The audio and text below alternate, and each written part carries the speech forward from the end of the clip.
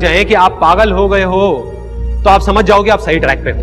थोड़ा सा तो पागल होना पड़ेगा कि पता सबको है कि सक्सेसफुल कैसे होना है, सबको पता है कि हार्ड वर्क करना है, सबको पता है कि दिन में जल्दी जागना है, सबको पता है डिस्ट्रैक्ट नहीं होना, सबको पता है फोकस रहना है, लेकिन फिर भी क्यों सिर्फ 1% लोग सक्सेसफुल हो पाते हैं?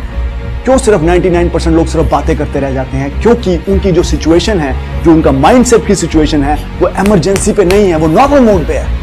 पागल हो गए उस लेवल पे जा करके जब आप कुछ ऐसा मानने लग गए हो, जानने नहीं, शौकिया नहीं, मानने लग गए हो जो और लोग नहीं मान पा रहे, लेकिन आप मानते हो कि वो चीज होगी, तब आपको लोग कहेंगे कि आप पागल हो गए हो, तब आप सही ट्रैक पे हो। So the idea is you need to believe in something so strongly that has to be unshakable. दो प्रकार के लोग होते हैं, कुछ लोग इतिहास रटने में जीवन बिता देते हैं और कुछ लोग इतिहास रचने में जीवन बिता देते हैं। किस जगह पे हैं आप?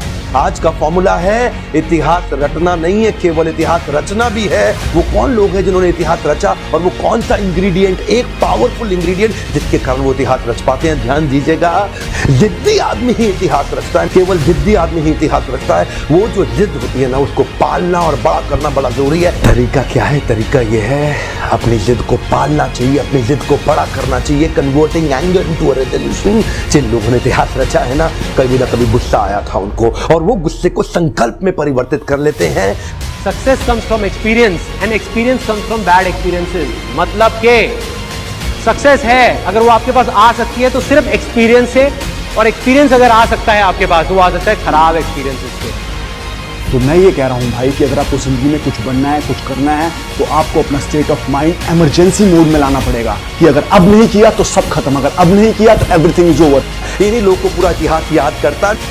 चुनौतियां आएंगी और देखो, एक बात गांठ बांध लो, अगर चुनौती आ रही है तो समझ लो दुनिया बदलने वाला काम कर रहे हैं। क्योंकि मैं तो नौकरी में तो कोई चुनौती नहीं है ना।